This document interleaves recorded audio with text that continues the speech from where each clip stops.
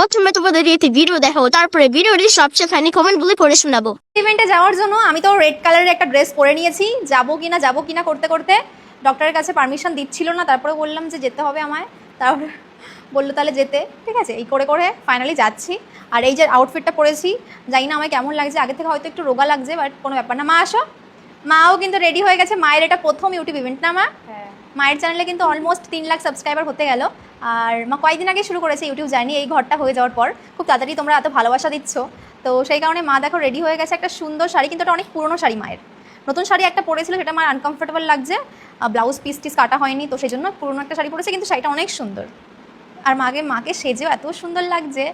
চুলটা এখনও করা হয়নি, ওটা গাড়িতে বসে করবো, কারণ আমাদের অনেকটা লেট হয়ে গেছে।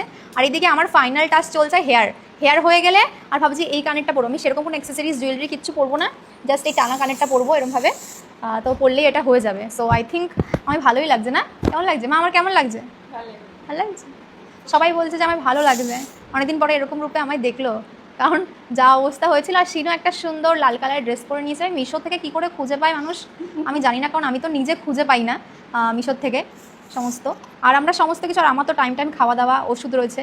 সো মা কিন্তু সকালে উঠে রান্না করেছে আমার জন্য, টিফিন গাড়িতে করে ভাত ভরে গাড়িতে রেখে দিয়েছে, মানে জাস্ট আমরা খাওয়া দাওয়া করবো গাড়িতে বসে। আর কাকিমা আবার রান্না করেছে বললো না মা? কাকিমা আবার রুটি আর ঘুগনি।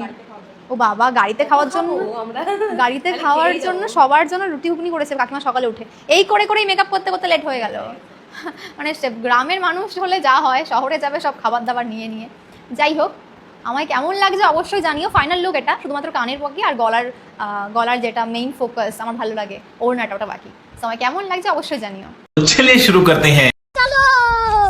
আরে তোর মা হাসলে দাঁত দেখে ডাইনি মনে হয়। এটা পরে ইভেন্টে যাবে? আমি তো ভাবলাম বিয়ে বাড়িতে যাচ্ছ। ডিপ্রেশন। এটা হালকা সাজ বুঝি? আমি তো বিয়ে বাড়িতে এত সাজি না। কি উদ্ঘট সেজেছে বাবা।